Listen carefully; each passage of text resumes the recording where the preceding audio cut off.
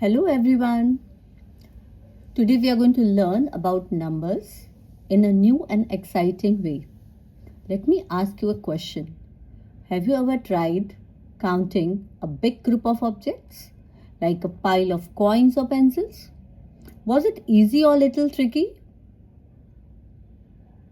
Exactly. Counting one by one can take a long time, especially when the numbers get bigger. So, mathematicians came up with a clever way to make counting faster and more organized. And to help us with this, we have something very cool called base 10 blocks. Now, these blocks help us understand how numbers are built.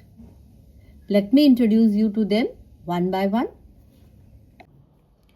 So, let me show you what are the base 10 blocks. So, first of all, we look at the small cube. This is representing one unit. Okay, this is representing one unit. Now, when we have 10 such units, they can be represented as a rod of 10. So they have 1, 2, 3, 4, 5, 6, 7, 8, 9, 10. Now, when we have 10 such rods of 10, it is called 100. This is a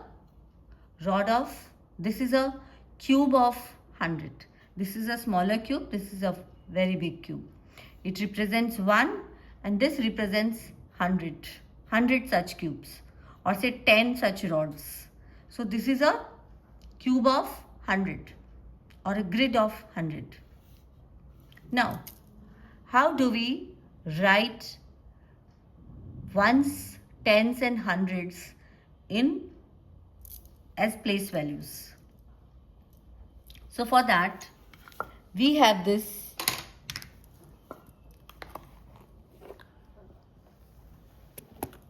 we write it as, we represent ones by O, tens by T and hundreds by H. Now, if I have two such units, where will it go?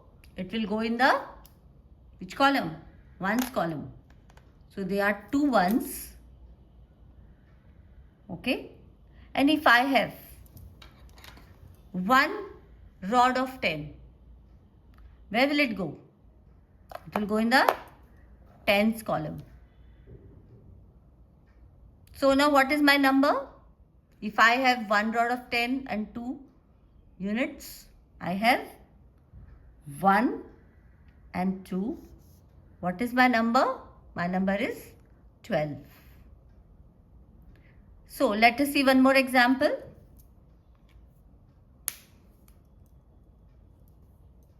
I take one more rod of 10 and two more cubes of 1. Now let us see what number it is.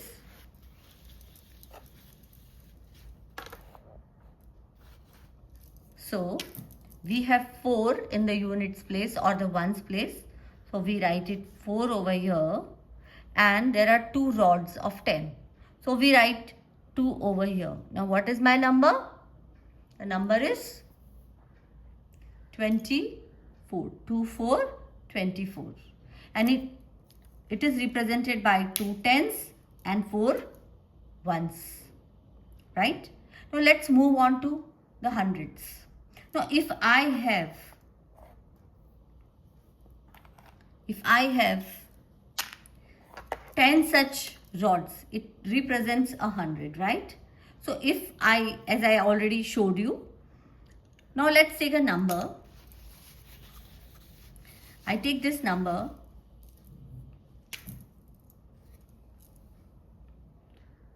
123. How will it be represented? using the base 10 blocks.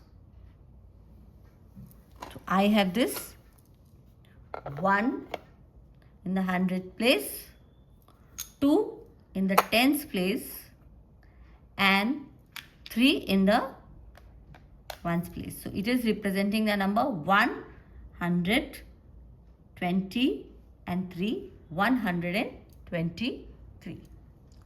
Now I want you to do this.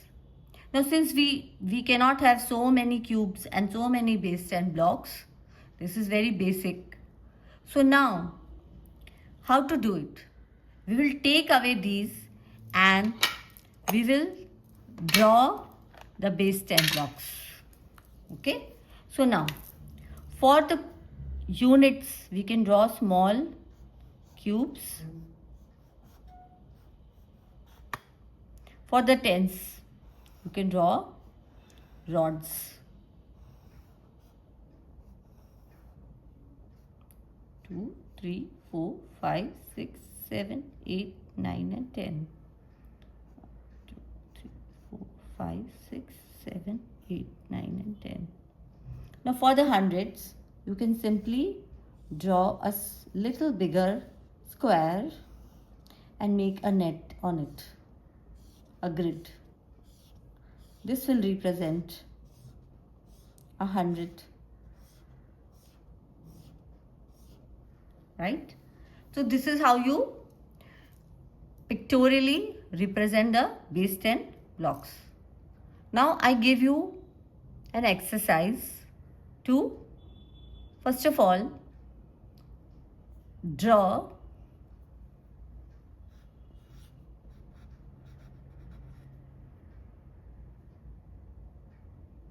base 10 blocks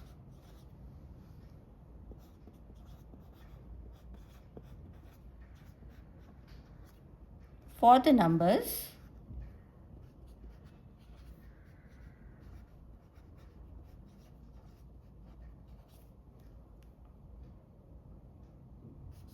423, number 32 and number 9.